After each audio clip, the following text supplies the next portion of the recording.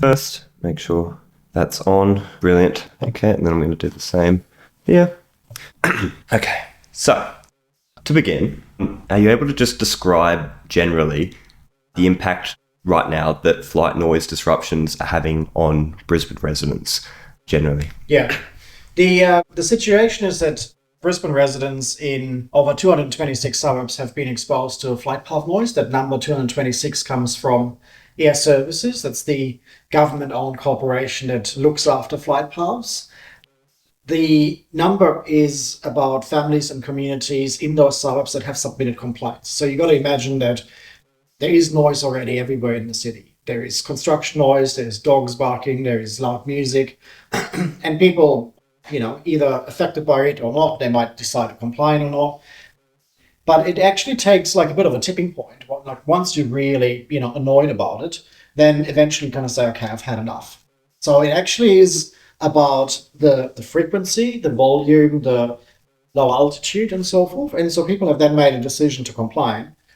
And so I think the situation right now is such that it's not only about the noise, it's also the fact that people have been complaining to such a large extent that Air Services have said it's coming from 226 suburbs. I think the complaint numbers were close to 18,000 that have been submitted, and nothing has been done about it. So the responses that people are getting to their complaints are saying, Brisbane has a private airport, it's a commercial operator, in essence they can do whatever they want. So for instance, just recently in June, Emirates that fly Dubai-Brisbane, they doubled their flights. So they are now actually operating two, one A380 Airbus and the Boeing 777. That second one is even louder than the A380 because it's a different model aircraft. It comes in at 10:20 p.m. at night and it leaves, even worse, at 2:50 a.m. every night. So our calculations indicate that just that one single plane in the middle of the night will wake up 500,000 Brisbaneans. And so our housing is not like what's in Europe. It's mostly like Queenslanders. It's designed for an outdoor lifestyle. They're not insulated necessarily. So you got the situation where these planes are coming in. It's waking people up. And people are not just annoyed about the noise, they complain also about the fact that they're not being listened to. And then the third item is that they've been lied to.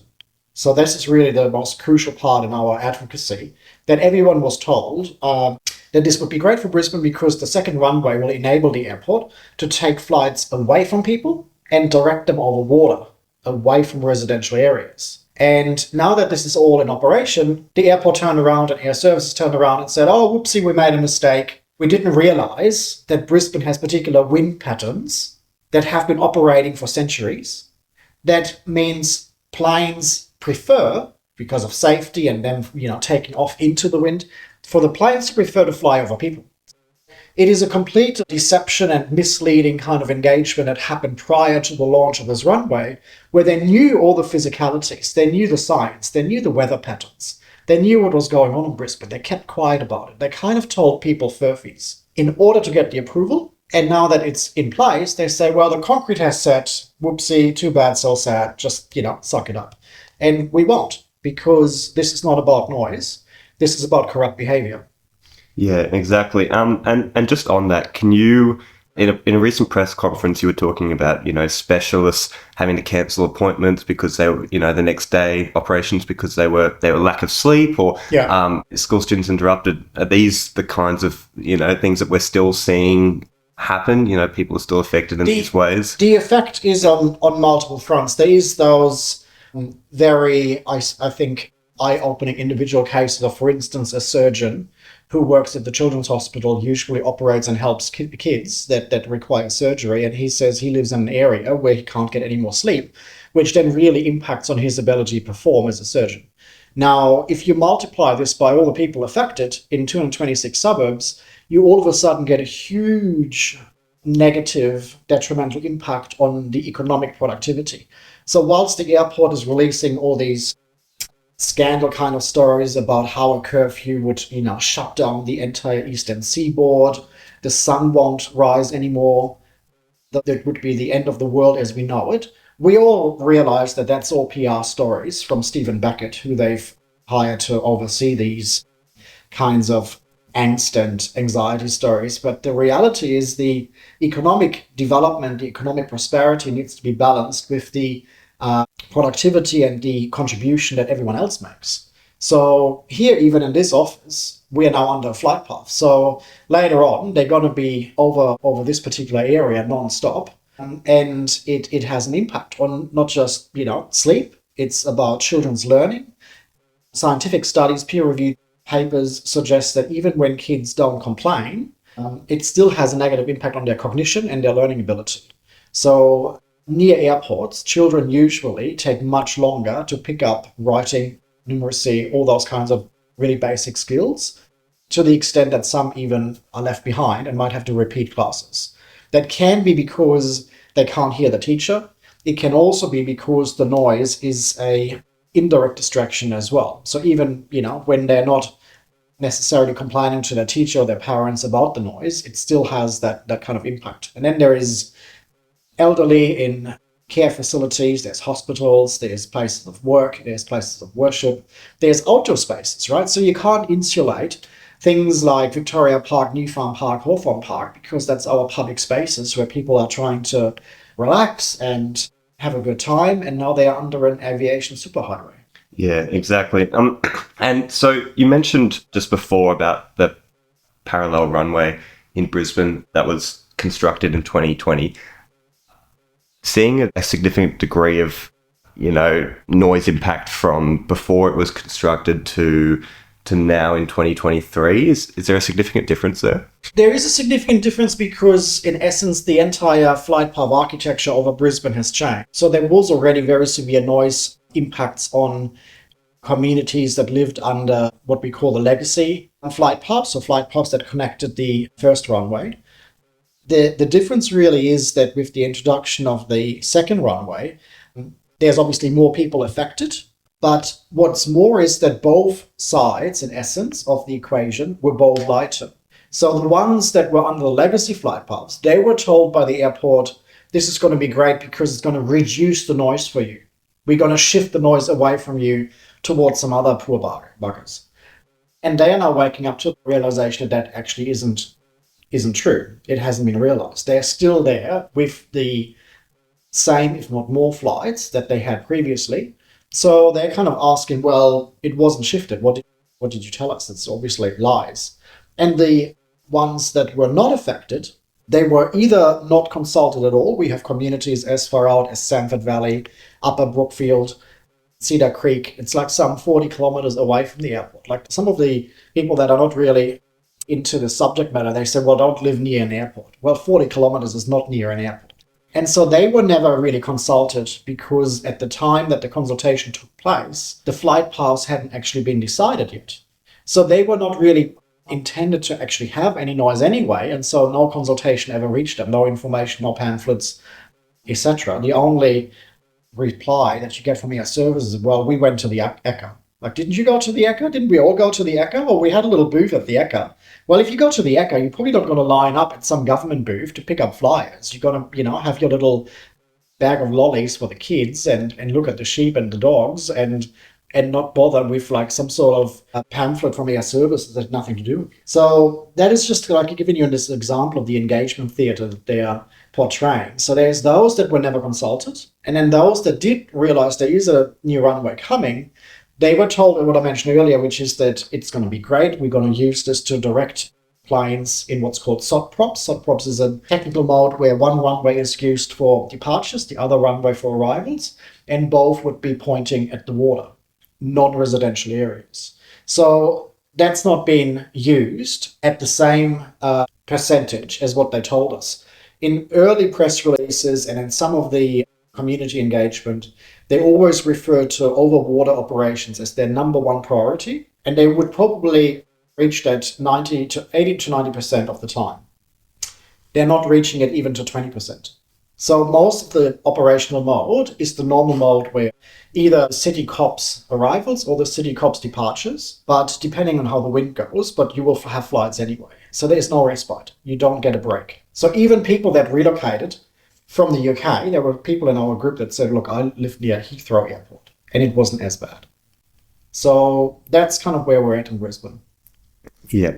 And so you just mentioned how, that runway in 2020 came with a lot of, promises that were obviously not fulfilled. And it took three, independent entities, and they all proved that, the corporation didn't adopt, the correct measures to deal with these issues regarding noise. Are we seeing a pattern here with the nature of air services? Is this deceiving nature common? Well, I think the pattern that we are seeing is that of regulatory capture or state capture, which is a term that indicates that a entity that is in the control of the government, that is usually or supposedly charged with legislated obligations, are not actually doing their job anymore. They've been infiltrated and taken control of by industry vested interests in order to do the batting really for the industry interest rather than the community interest. So in this specific case, air services, still some members of parliament refer to air services as a regulator, which is wrong. It's factually incorrect. The CEO of air services, so the fact that there's a CEO is tells you something in the first place because it's been entirely corporatized. But the CEO was summoned to Senate estimates, will ask questions, and one of the answers was, we are not a regulator. So they've actually abdicated their regulatory function altogether. They're a corporation, and the main purpose of the corporation is to put air traffic controllers into the towers, look after the flight paths, look after the relationship with the airports, that all been privatized as well, in order to collect levies. So when you have a flight to Sydney, there's the airfare itself. There's a whole bunch of surcharges, on costs, levies, taxes added. That's air services' way of making money, right? So fair enough that exists and that's important. But then we need to decouple. Like if you have any kind of low-level vacancy in the job market and there's a selection panel, you've got to declare conflict of interest. Conflict of interest is such a integral part of good governance. And here we have an entity that self-proclaims to be regulating 11% of the world's airspace, and they have no conflict of interest management at all. So it's the same entity that is looking after all their mates in the aviation industry. They're dealing with the airlines, they're dealing with the airports. Their main KPI from the government is to make money, right? That's their main interest. But that's conflicting with what is written in the legislation. The Air Services Act says you have to perform with two main priorities in mind: safety and protecting the communities. And so we are saying the commercial interests are taking priority over everything, even safety. The problem is actually, and this is probably of interest to those not even affected by the noise, that it has a safety implication. The fact that they've made redundant all these air traffic controllers means that we have an unsafe airspace because flights are not being controlled by the adequate number of air traffic controllers that we had previously. They've been made redundant and they're very difficult to come by because they've got to be trained up, they have to have experience on the job, etc. So sometimes our members, they see these really weird flight paths from planes coming from Sydney and Melbourne, which is in essence like a straight line to Brisbane and used to be. But all of a sudden they make this big loop around the Byron Bay area. That's because there's no one home. The lights are off. They went home. There's no air traffic controllers for that section. So that space has been avoided and they're making some detours to avoid it. So there's a lot of media coverage also on the fact that Air Services has completely failed in their safety obligations as well by optimizing their bottom line, introducing redundancies, voluntary retirement packages and so forth during COVID. And now they're struggling to recruit people. It's also illegal from a tax point of view because these voluntary retirement packages are tax writer for a corporation, but only if you're not replacing them immediately. So you can't let go of all these people and then at the same time have ads in the paper hiring them and then get a tax handout from the ATO. So they are such a dodgy entity that we all believe that we require a royal commission to investigate the state capture of this whole colluding kind of mess that we are dealing with, that has implications for the way airlines are operating, has implications for the way safety in the tower is not working well. And this is coming from air traffic controllers themselves that have been blowing the whistle on these things and saying, look, what they are doing is terribly dodgy, and not only dodgy, it's dangerous because of the risk of incidences happening. And then there's the noise on top of everything. So now coming to the recent proposal by Air Services Australia, the Noise Action Plan, and among other things intends to spread flights over more areas in Brisbane in an effort to lessen the interruption that any one suburb may face. Why, in the opinion of your alliance, is this not a viable first solution? Yeah, this noise action plan has been dubbed by our community as the Noise No Action Plan because there are several reasons. The first one really is that any kind of proposal has always a disclaimer. So some people say, oh, this is fantastic, they have changed the flight paths, it's going to happen now. No, these are proposals. They are for consultation. They're now going to go away and look at them. Then they're going to come back and have maybe more refinements. They're going to ask questions again. And so we're constantly spinning our wheels, being dragged out to these drop-in sessions, providing feedback. They don't even take notes of what anyone says. They just kind of, make it look like they're listening, but they're not listening because they've already made up their mind. And the way that they've made up their mind is to make sure that the airport is not going to be exposed to any restrictions, any compromise, any sacrifice, any things like a curfew, for instance, whatsoever. And I'm saying this with evidence. The reason why I'm saying this is because Air Services leaked a document by accident. It was supposed to be going to their industry engagement portal, which is only for their mates in the airports and aviation industry. And it has talking points. You come out of media and journalism, you know how PR people work. They issue kind of like a sheet like that, and it says, this is what you got to tell the media. We have this document. So we know what's happening behind the scenes. We know that the spokespeople within Air Services that are running community engagement, at the same time that they're doing this engagement theatre with the community, they are busy writing these talking points to their mates in the industry, saying you need to say that Brisbane must not be jeopardized and curtailed by a curfew. It's going to be tremendously bad for our bottom line. And I can show you this document because it's quite eye-opening. When this kind of came into the public hands, because they had not released it to the right portal, they had publicly released it. It was only there for half a day and it was removed, but it was enough for someone to see it and grab it. And so that's why we have a copy.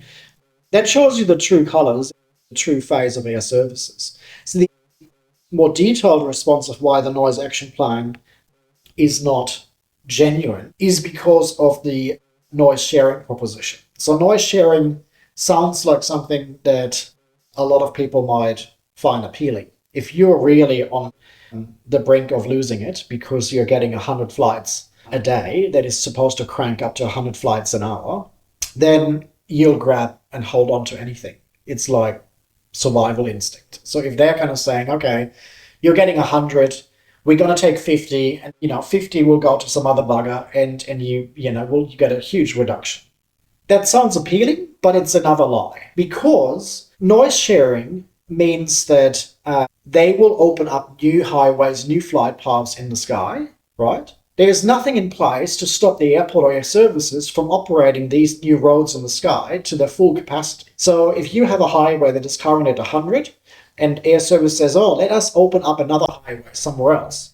It's kind of like highways on the road. It's called induced demand. So if you have congestion on one road and you build another lane, then next year you just have another lane that's congested as well, because you're actually improving the way that option of transport is attractive to people, then they will use it more, right? So if I can get to work in my car and the traffic is flowing, then okay, I'm going to use the car more often. And so then if the traffic is congested, the government builds another road, another lane, and then that works for a while, then more people will go, oh, that's actually really convenient, I'm going to jump in. But the more people will jump in their car, the more likely that road becomes congested. And then RSEQ and those guys will call for another road. And so that's exactly what's happening in essence with flight paths. So this noise sharing proposition is just giving them carte blanche to introduce even more flight paths. And there's no regulation, oversight, or restrictions in place for them not to be used at their full capacity. So if you are the poor bugger that has 100, you're hoping for 50, well, you might get 200. You could get 300. If it goes from 100 a day to 100 an hour, there's still plenty of planes that they can send over your roof. And there's nothing in the legislation that ministers refusing to put anything in place to protect communities, the same way they're being protected in Sydney, which is also what makes a lot of people angry, because they are seeing the community protections that Sydney has available and Brisbane got nothing. So the position of your alliance is that noise avoidance and noise minimisation measures should be implemented before noise showing measures are agreed. So what specific noise avoidance and minimisation methods are your alliance advocating for as a first option? Yeah. Basically, they need to actually deliver what they promised, which is just fair enough. So if they came here and said, look, we're going to fly over water away from residential areas, do that.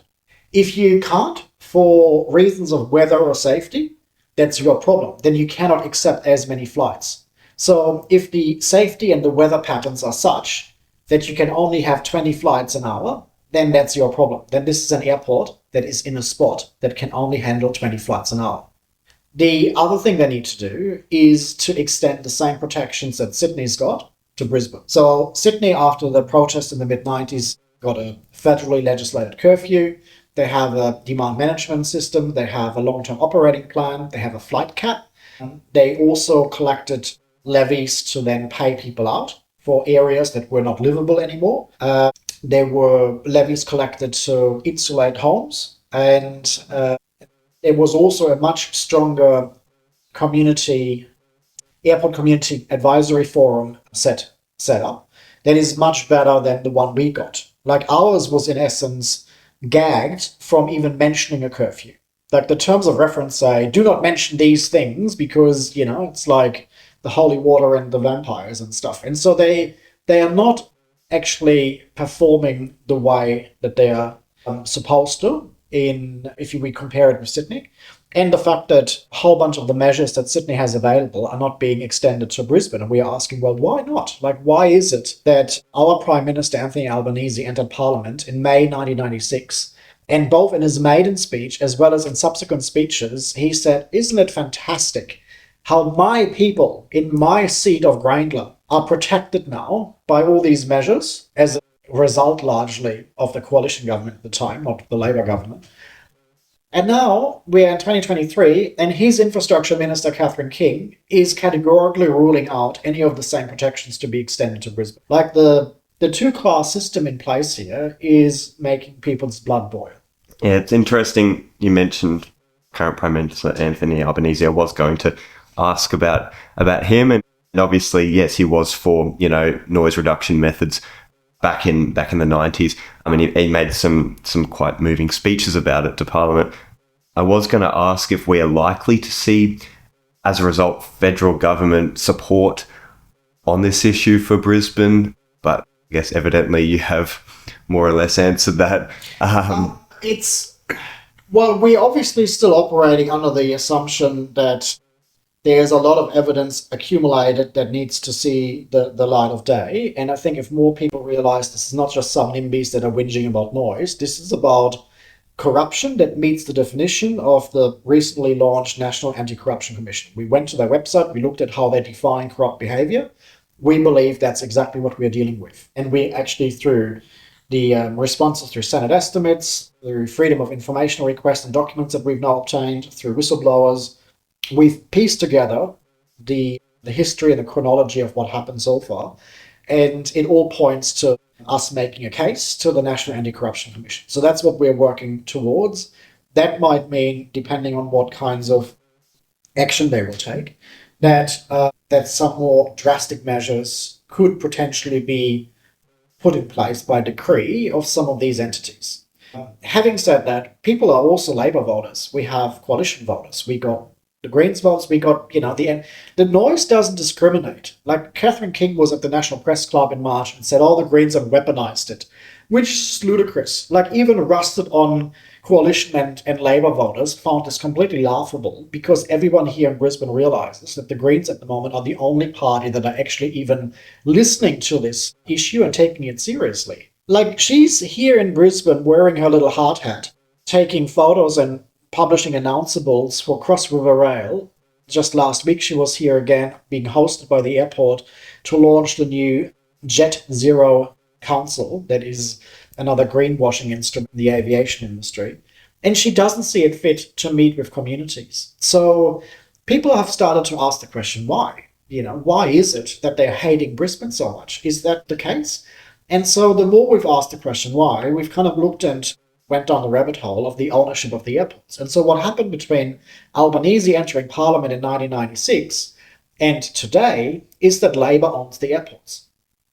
You actually got to let that sink in. The Labor Party dominates the board of directors of the industry super funds that have invested superannuation money to purchase the airports. So if you look at the ownership structure of Brisbane Airport Corporation, 19% is the Schiphol Group in Amsterdam, and 25% is the Queensland Investment Corporation, which then acts as a superannuation service provider for the public servants super. And then there is various shares, one of the bigger shares, I think 20%, which is IFM Investors, which is the investment arm of the industry super funds, up until recently chaired by Greg Combat. So those are the kinds of involvements that you see between the government, the Labor Party, and previous Labor politicians that are now sitting on boards of directors, directing the affairs of the investment companies that have purchased airports. And so we even have the situation where Australia's legislation caps foreign ownership of airports at 49%. So airports have to remain in sovereign ownership to majority, so 50 and 51%. But Queensland Investment Corporation made a deal with the Schiphol Group to go shopping. And so they took out a 70% share of Hobart Airport, the capital airport for Tasmania, and it went to FIRB, which is the Foreign Investment Review Board, and it was approved. So who sat on FIRB? David Peaver, who's the chairperson of Brisbane Airport Corporation. So you can see these kinds of connections, and we're just waiting for finally some investigative journalist from ABC Four Corners or Current Affairs to actually just look at the material. They don't even have to do any work. We've already done it for them. It's all on our website. It has sources. It's not like conspiracy theories. It's actually with the links to annual reports, to FOI documents, to Hansard. Everything has been backed up. Like I a researcher and professor, it's my job. Like I know how to research these matters and find the sources and then obviously attribute sources and cite them and provide the references. So it's not like that we are fabricating things. This is actually based on what we found. And so it hasn't been aired and amplified in a manner that I think would interest a lot of Australians, because we are, as I said, we're not dealing here with noise. We're dealing with a system of state capture that is also explaining why Qantas can get away with what it's getting away with. You see all the media coverage about what's happening with Qantas. You see the hoarding of slots in Sydney. You see the baggage handlers. You see how the air traffic controllers were made redundant. There's like all this list of symptoms. And they're all in essence symptoms of something much more sinister. And what's much more sinister is this notion of state capture. The aviation industry is in essence infiltrated the aviation branch inside the Department of Infrastructure and Transport, and they're running it, right? They're literally running it. So, Marcus, you mentioned the Greens earlier, and I wanted to just come back to that. So, drafted back in 2022, the Brisbane Airport Curfew and Demand Management Bill, headed by Max Chandler-Mather MP and Adam Bandt MP, sought out three key objectives, namely a curfew on flight times, a cap on flights at 45 per hour, and to compel the Transport and Infrastructure Minister to enact a long-term plan. Can you talk about the current state of this bill, and if it gets through, will it be enough to create the substantial change that you're looking for? Look, everything helps, and we're really grateful that the MPs for Griffith, Brisbane and Ryan have collaborated on this new initiative. So they recently invited the community to an online briefing about this curfew bill, this flight noise bill. And that's really useful because it actually shows that there's some more genuine action on the table on the legislative kind of level. And it also means they're listening to the community because they're not just, pushing something into Parliament that hasn't been discussed with the community. They're actually organising these sessions in order to get the feedback from people about, for instance, the time period for the curfew, the numbers for the flight cap. Like, there's a whole bunch of variables.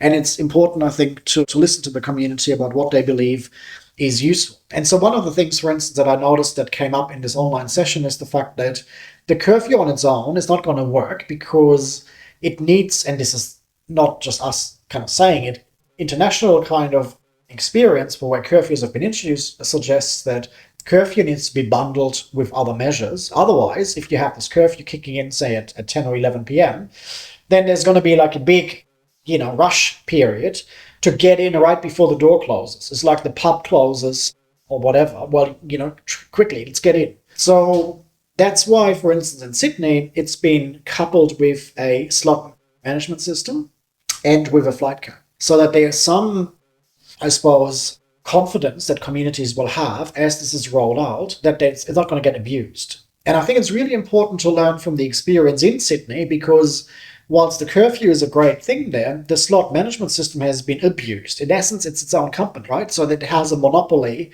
over which airline goes into Sydney. And you've seen this argy-bargy in the news as well about Qatar being refused slots to come into Australia overall.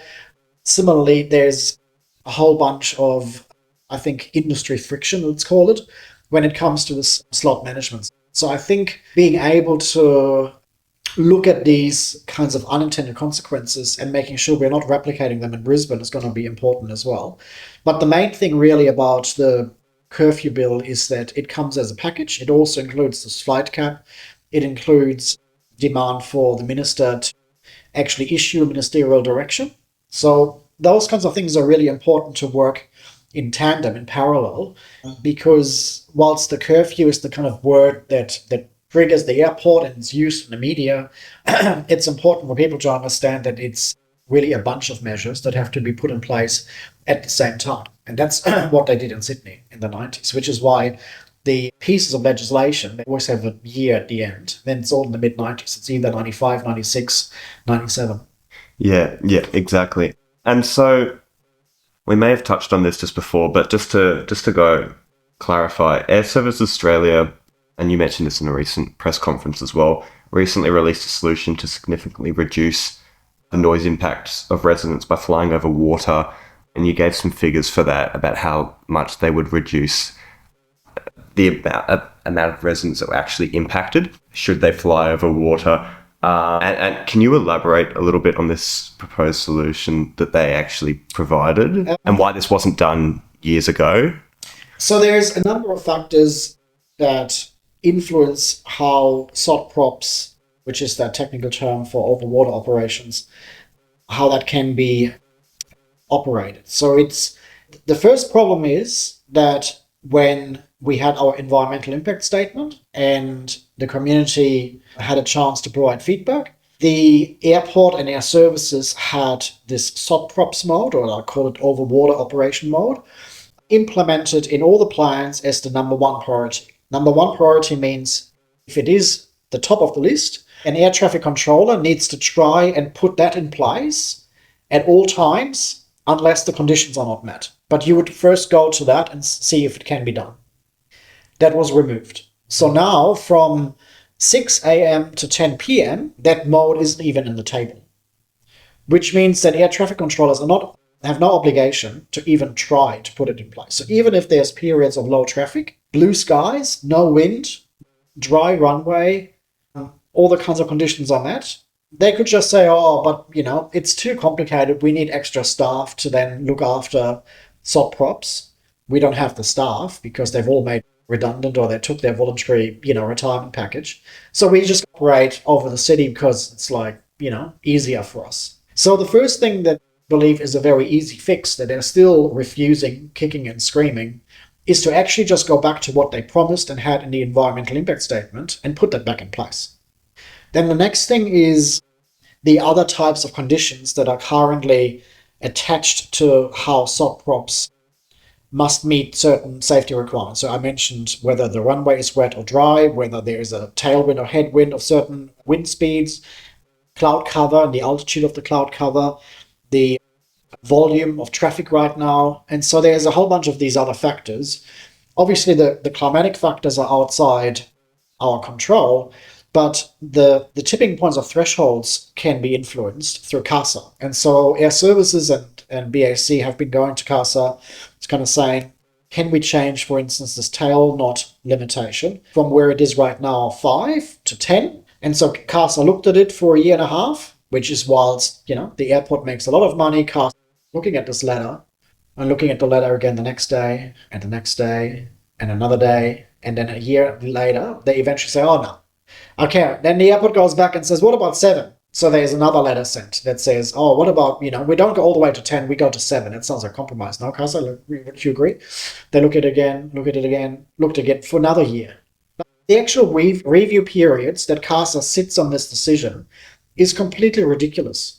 They know that they're going to say no, but because they're in cahoots with Air Services and they're all part of this colluding aviation conglomerate in essence, they're just kind of taking their time because it suits them, right? If they haven't made a decision, that means they can come to the community and say, oh, let's just wait. CASA is going to make the decision any day now. Let's just wait. And so this let's just wait has been a consistent theme across all of these engagement decisions, these kind of fora that have been set up. We first had the Aircraft Noise Ombudsman doing a report. Let's wait until the report comes out. Okay, the report says everything is dog's breakfast. Then, okay, let's do something about that. So then at the time, Barnaby Joyce was the Minister for Transport Infrastructure. So let's set up another little advisory forum with our mates. We call it the community forum, but not a single community person on that community forum. And so we're going to then have that spin their wheels and have little presentations, and they can talk to people. And so that went from like nearly end 21 to like the end of 2022. And they had minutes and they had meetings and they looked at submissions. And so then that kind of fizzled out. They've been dissolved. Now we got AAB, which is that other forum that is now in place, which is the Airport Advisory Forum. And so they are meeting. They have terms of reference that are very, very limited.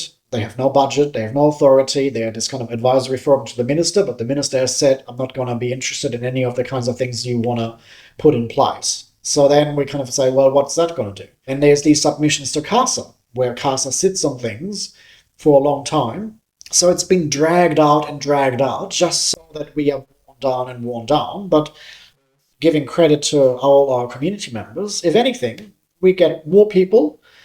Every time that Air Services does one of these press releases, we get more people signing up because people have reached a tipping point.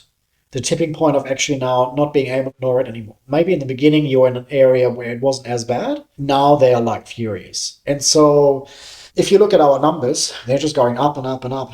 And so we had 1,000 people at the protest at the airport. We could have probably had more if we went to the terminal.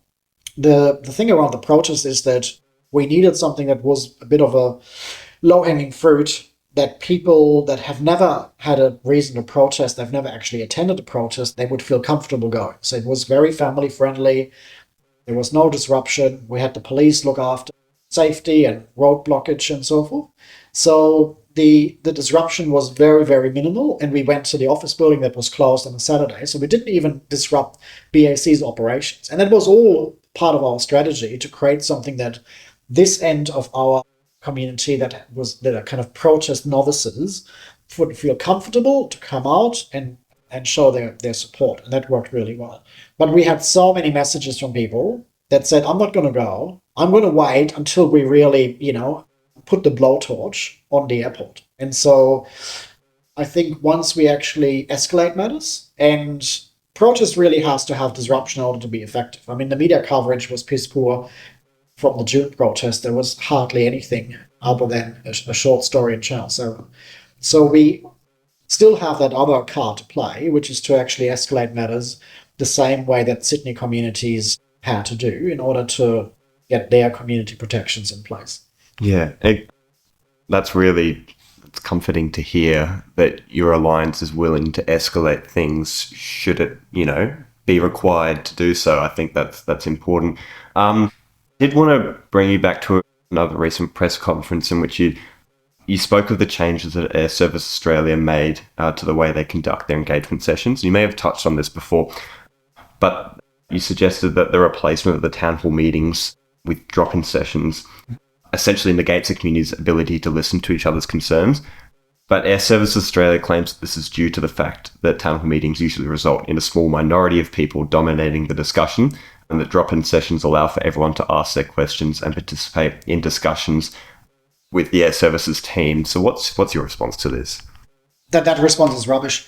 The actual reason why these drop-in sessions are so useful for Australia as a format rather than the town hall meetings is because in a town hall meeting, you have certain people like myself and others that have the appropriate background and knowledge and have actually sat down for the last 3 years. I've marinated in all this information. So it's very difficult for some of their spin doctors to try and spin stories because there is current and former air traffic controllers, there's current and former pilots that are affected, there is people that have just done their homework. So if you got some of these sitting, they're the kind of loud ones, as the air service would call them. Of course, that is not great for air services because if there is someone that has no clue, they've just kind of arrived, they listen to what we have to say, which all makes a lot of sense, and that's obviously a liability for air services.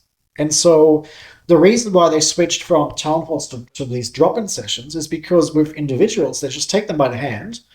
And if it's someone like me, then they can put me into this cone of silence and just deal with me individually, and I have no audience. And then if you've got someone that is a novice that has just arrived to this issue, then air services will go out of their way to sell them noise sharing. And it's the best thing. It's the bee's knees out of all these options. Everything else is going to be so problematic and dangerous. But noise sharing, that's the Ferrari. That's the one thing you should go for. So that's why we're really concerned about how disingenuous air services are. As I said, I'll show you this key messaging document that really shows the true face that is on our website. We just need this to be amplified. We need more journalists and media to actually, scratch the surface and expose what they're up to.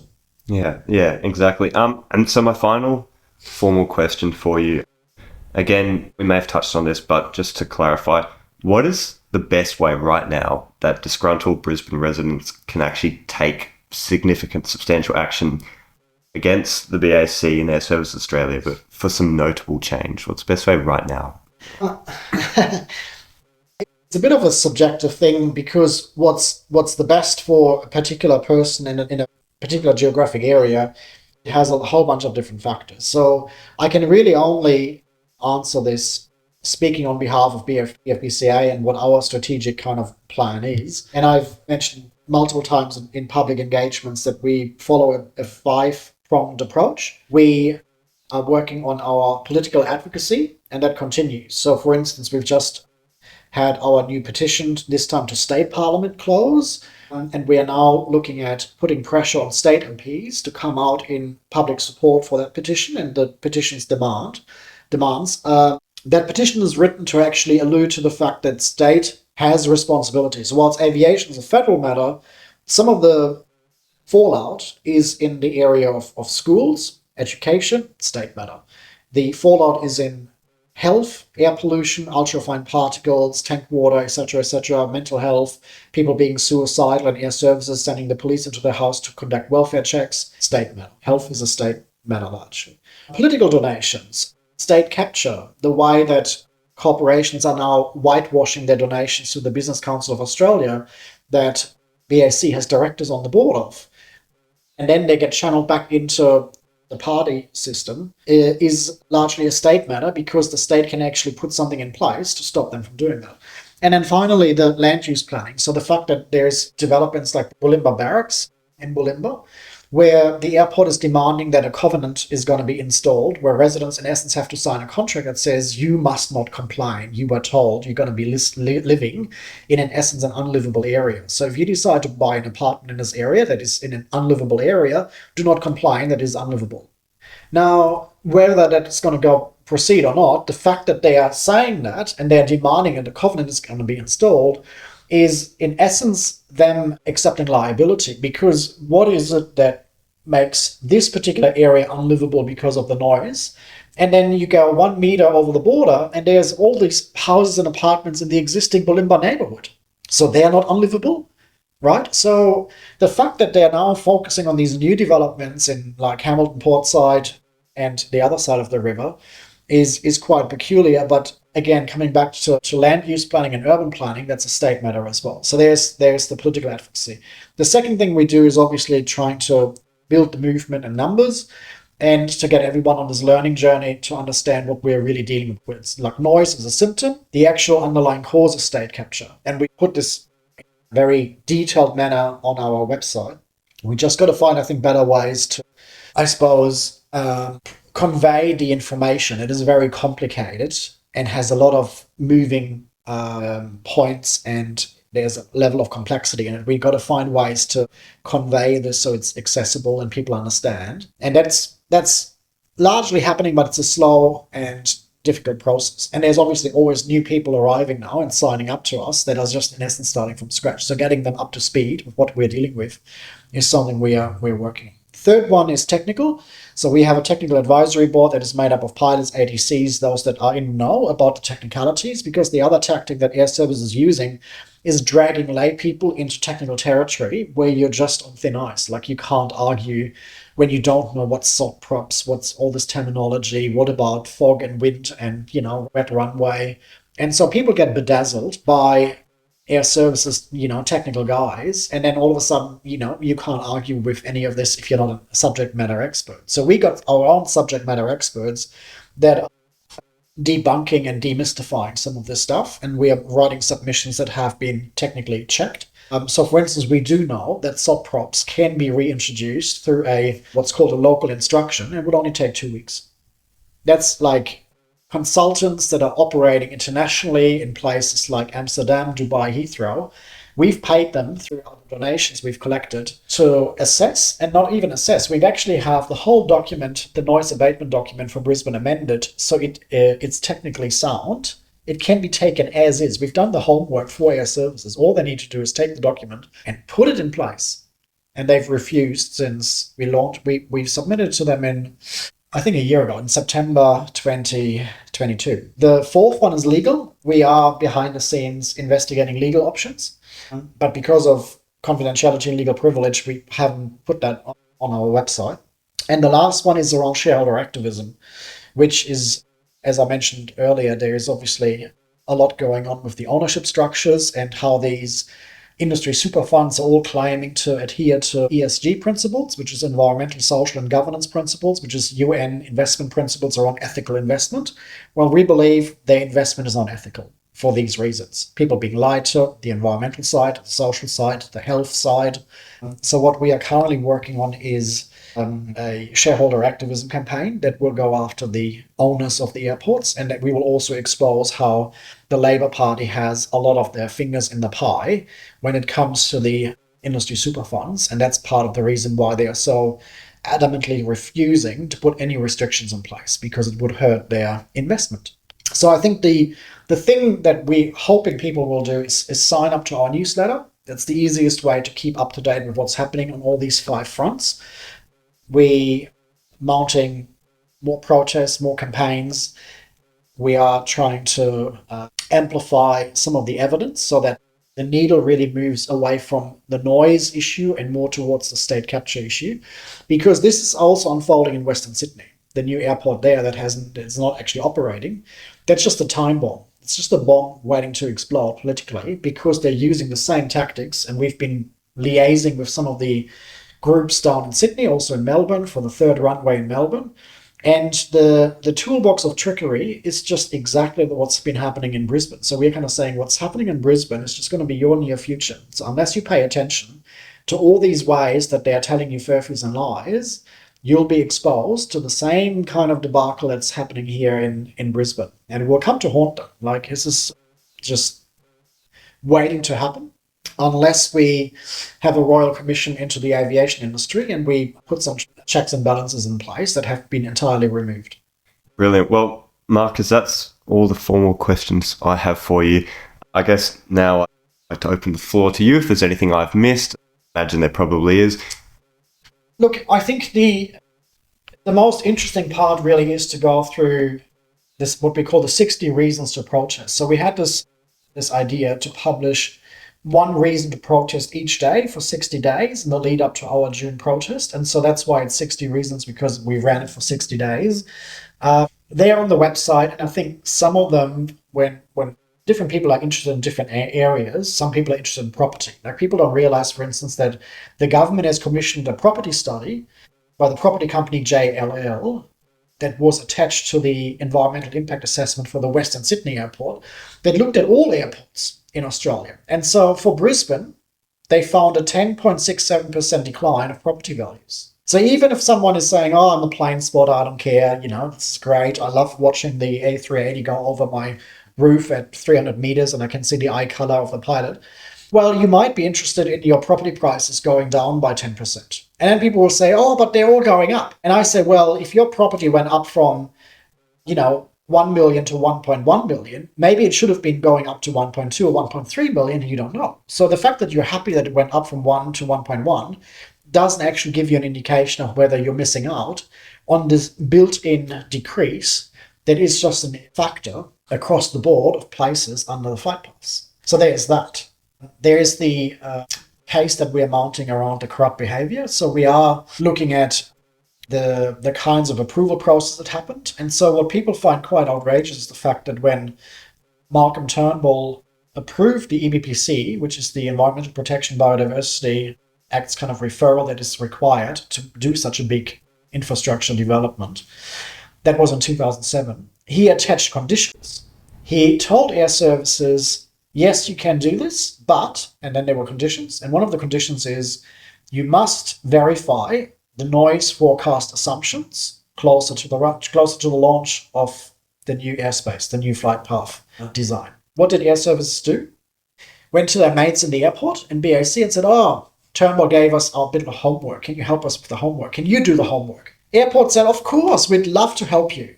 So the airport did the homework. The airport is the proponent of the project. How can you, as the one designing the flight paths, give the homework of meeting your ministerial conditions to the airport? It's like dodgy as crazy. So BAC did what's called the noise comparison report that is supposed to compare the forecasts with the actual more detailed flight path architecture in 2018, at the time when the flight paths hadn't been finalized yet. So not only did they outsource it to the airport, which is dodgy enough, they also did it when a whole bunch of the decisions hadn't been made yet. Further decisions were made after the fact that they sent this report and a letter saying, dear Mark, no, it wasn't Malcolm Turnbull anymore in 2018, whoever was the environment minister at the time, and said, we've met our ministerial conditions. And minister says, yeah, okay, no worries. Right? So those are some of the things that are on our website. There's 60 of those.